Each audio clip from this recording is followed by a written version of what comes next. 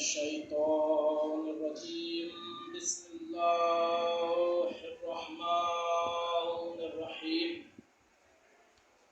अल्हम्दुलिल्लाहि रब्बिल आलमीन वस्सलातु वस्सलामु अला अशरफिल अंबिया'i वल मुरसलीन वल खातिमिन नबिय्यीन मौलाना व मौलाना सद्दिल हसन वल हुसैन अबिल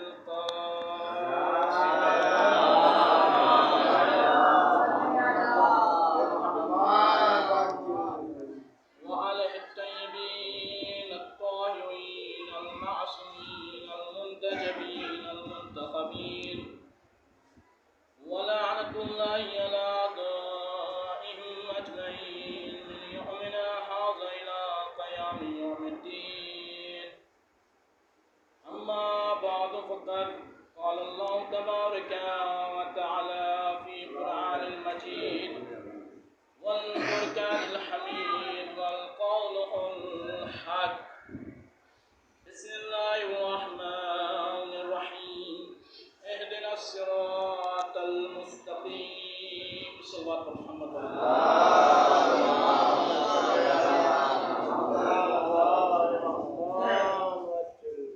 अज़ीज़ान मोहतरम सामीन मातमदारान सैयदुश्शहदा, आज मैं सबसे पहले आपको दुरूद की फजीलत बताऊंगा कि इमाम जाफर सादिक अलैहिस्सलातु वस्सलाम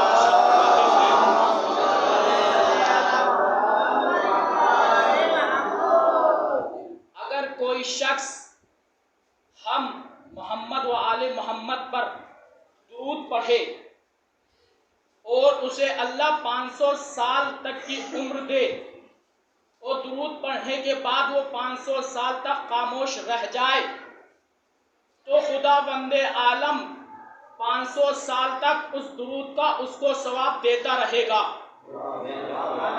सलवात पढ़े मोहम्मद व आले मोहम्मद।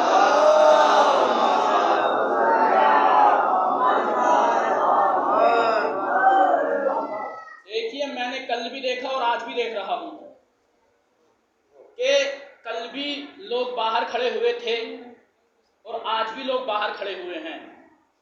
देखिए, इस फर्शे अज़ा पर, इस अज़ा खाने पर वही आता है कि जिस पे हुसैन का करम होता है। तो शायर ने क्या खूब मिसरे कहे हैं कि फरिश्ते रहमतें लेकर उनके घर नहीं आए, फरिश्ते रहमतें लेकर उनके घर नहीं आए, फरिश्ते रहमतें लेकर उनके घर नहीं आए। सल्लल्लाहु अलैहि मोहम्मद।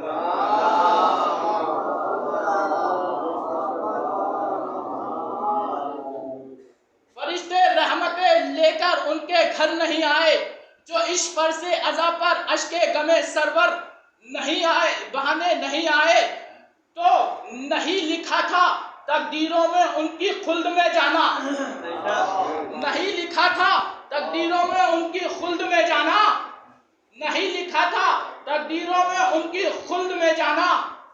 अज़ा खानों से तो गुजरे मगर अंदर नहीं आए। मोहम्मद वाल मोहम्मद।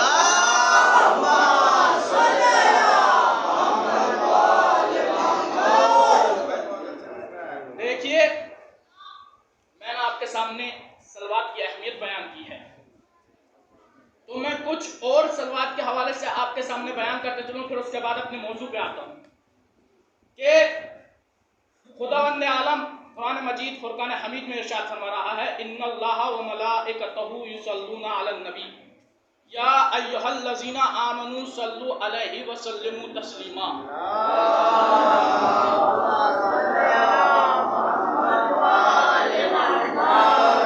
अच्छा मुसलमानों, कुरान मजीद में 6666 आयतें हैं। मुझे खैर से एक आयत ऐसी दिखा दो कि जिसमें खुदा ने कहा हो, ऐ मेरे बंदो, मैं नमाज पढ़ता हूं इसलिए कि तुम भी नमाज पढ़ो, मैं नमाज पढ़ता हूं इसलिए तुम भी नमाज पढ़ो। तो ये तो हुक्म दिया कि कुरान मजीद में अकीमुस सलात, नमाज पढ़ो, मगर ये नहीं कहा कि मैं नमाज पढ़ता हूं इसलिए तुम भी नमाज पढ़ो। अपने बंदों को हुक्म दिया, कुरान में हुक्म दिया कि रोजा रखो। ये कहीं नहीं कहा कि मैं भी रोजा रखता हूं इसलिए तुम रोजा रखो। कुरान में हुक्म दिया कि अगर हैसियत और औकात है तो हज पर जाओ, मगर ये कहीं नहीं कहा कि मैं भी हज पर जाता हूं इसलिए तुम भी हज पर जाओ। खुदावंद आलम ने कुरान मजीद में हुक्म दिया अगर तौफीक है तो ज़कात निकालो, मगर ये कहीं नहीं कहा कि ज़कात मैं भी निकालता हूं इसलिए तुम भी निकालो। अरे कुर्बान जाओ अपने नबी की अजमत पर। कहीं नहीं कहा कि मैं नमाज पढ़ता हूं इसलिए तुम भी नमाज पढ़ो। कहीं नहीं कहा कि मैं रोजे रखता हूं इसलिए तुम भी रोजे रखो। कहीं नहीं कहा कि मैं हज करता हूं इसलिए तुम भी हज करो। कहीं नहीं कहा मैं ज़कात निकालता हूं इसलिए तुम भी ज़कात निकालो। अरे कुर्बान जाओ अपने नबी की अज़मत पर, मोहम्मद मुस्तफ़ा की अज़मत पर, रहमतुल आलमीन की अज़मत पर। अरे खुदा ने कुरान मजीद में इरशाद फरमाया इन्नल्लाह व मलाइकतहु युसल्लूना अलन नबी या अय्युहल्लज़ीना आमनू सल्लु अलैहि व सल्लिमू तस्लीमा। मैं और मेरे फरिश्ते मोहम्मद पर सलवात भेजते हैं इसलिए मोहम्मद पर तुम भी सलवात भेजा करो।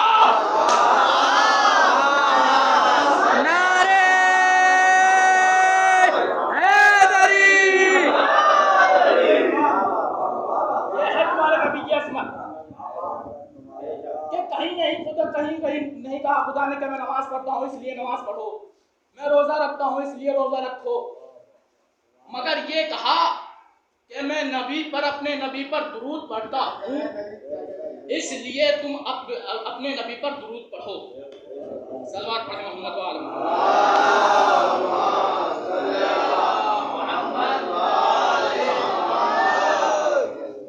देखिए कुरान मजीद की मशहूर मारूफ आयत कि जिसको मैंने सरनामे कलाम करार दिया है, इहदिनस सिरातल मुस्तकीम। हर मुसलमान होने के साथ साथ नमाजी भी है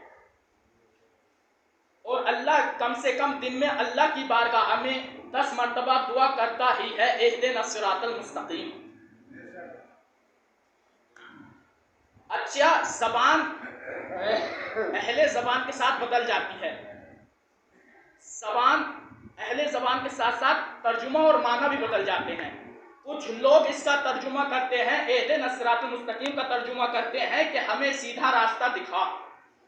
तवज्जो, कुछ लोग इसका तर्जुमा करते हैं कि हमें सीधा रास्ता दिखा, और कुछ अफराद और कुछ लोग इसका तर्जुमा करते हैं कि हमें सीधे रास्ते पे कायम रख। मैं ये कहता हूं कि तर्जुमे दोनों ठीक हैं, तर्जुमे में कोई फर्क नहीं है।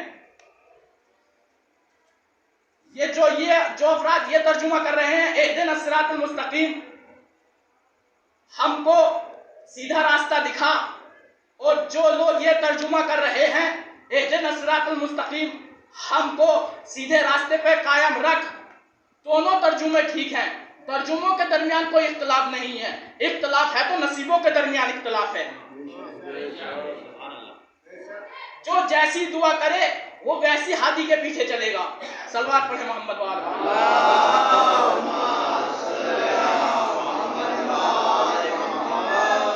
मैं आपको बताऊंगा, आपको समझाऊंगा कि नसीबों के दरमियान क्यों इख्तलाफ है, किस वजह से इख्तलाफ है। देखिए, हमें अरबी में शुरू में 2 माना पढ़ाए जाते हैं। एक तो माना यह है कि इलाअतुत तरीक़, रास्ता दिखाना, और एक माना यह है कि इसाअत इलल मतलूब, मंजिल तक पहुंचाना। मिसाल वाज़े करता चलूं कि हम एक स्टेशन पर उतरे। स्टेशन पर उतरने के बाद हमने एक साहब से पूछा कि हमें नौगावा सदात जाना है। तो उन साहब ने कहा कि यहाँ स्टेशन से बाहर जाइए, बाहर जाने के बाद रिक्शा पकड़िए और रिक्शा वाले से कहिए हमें फला जगह छोड़ दे। वो आपको फला जगह छोड़ देगा, और वहां से एक ऑटो पकड़िए, ऑटो वाले से कहिए कि हमें नौगावा सदात जाना है, तो आपको नौगावा सदात छोड़ देगा। ये भी हमारा हादी है। जो स्टेशन पर खड़ा होकर रास्ता बता रहा है, ये भी हमारा हादी है। हमने कहा कि हमें नौगावा सदात जाना है, तो मिसाल वाले करते चलूँ कि हमने कहा कि हमें नौगावा सदात जाना है, तो एक साहब ने कहा कि आज मजलिस आप ही को पढ़नी है वहां पर। हमने कहा जी हमें ही पढ़नी है। तो उन्होंने कहा मेरी बाइक के पीछे बैठिए। हम बाइक के पीछे बैठे। वो उसी जगह पर ले आया जहां पर शामियाना टंगा हुआ था, फर्श अज़ा बिछा हुआ था, पोस्टर लगा हुआ था। अब मुझे ईमान से बताइए कि आप कौन से हादी के फायदे में हैं? जो आपको खड़े होकर स्टेशन पर से रास्ता बता रहा है, उस हादी से फायदे में है, या उस हादी से फायदे में है जो आपको आपकी मंजिल तक पहुंचा रहा है? अब इसी बात को उठाकर लिए आइए इस्लाम की तरफ। इस्लाम में भी दो तरह के हादी मिलते हैं। एक तो वो है जो तख्त पर बैठे बैठे कह रहा है कि मलकुल मौत आएगा, रूको कब्ज करेगा, मरोगे, कब्र में जाओगे, हिसाब किताब होगा, महशर में जाओगे, पुलिस सराज से गुजरोगे, जहन्नुम या जन्नत में चले जाओगे। और एक हादी वो है कि ये कह रहा है कि अगर मरोगे, मरते वक्त भी आऊंगा, कब्र में भी आऊंगा, महशर में भी आऊंगा, पुलिस सराज में भी आऊंगा। सलवात पढ़े मोहम्मद वाले मोहम्मद।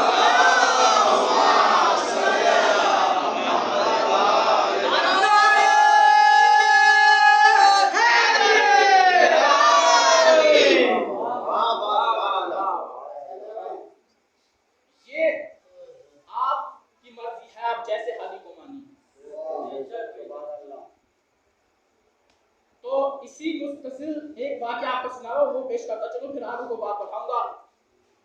क्योंकि मौत की बात आ गई तो मौला अली के हवाले से एक वाक़या पेश करता चलूं कि मौला अली किसी रास्ते से गुजर रहे हैं। रास्ते में एक शख्स मिला और आकर आपके कदमों में गिर गया।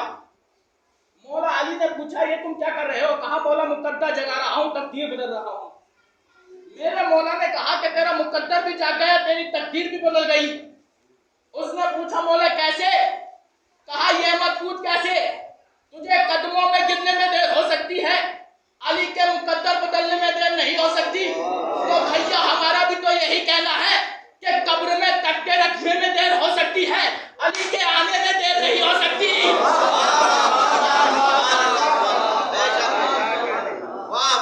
अली के आने में देर नहीं हो सकती। अली फरिश्तों से, कब्र में फरिश्तों से पहले ही आ जाते हैं, क्योंकि जो मुर्दा होता है, जिसकी मौत होती है, तो उस पर पहली रात बहुत सख्त होती है, इसीलिए कि उसको हिसाब किताब देने में कोई मुश्किल ना हो। सलवात पढ़ना।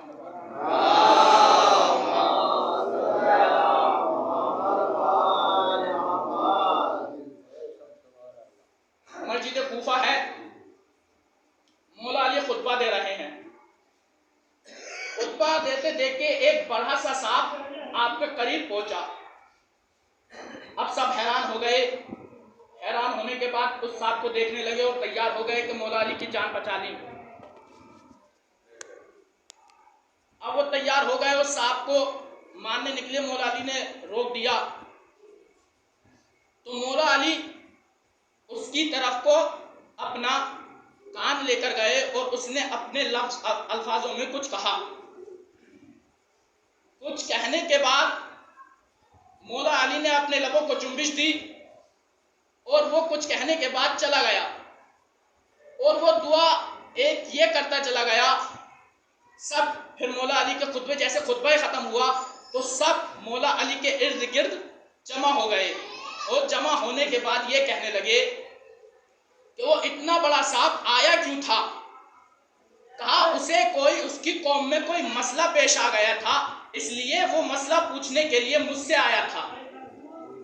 तवज्जो रखिएगा, इसलिए वो मुझसे मसला पूछने के लिए आया था। अब वो सांप दुआ देकर चला गया कि अगर सारे शिया, सारे मुसलमान आपको हम जैसे हम मानते हैं ऐसा मानने लगे तो क्या बात है। तो ये है अली की फजीलत, अली का मेयार कि जो सांपों की जबान में भी, हंसते की जबान में भी जवाब दे देते हैं। सलवात पढ़े मोहम्मद।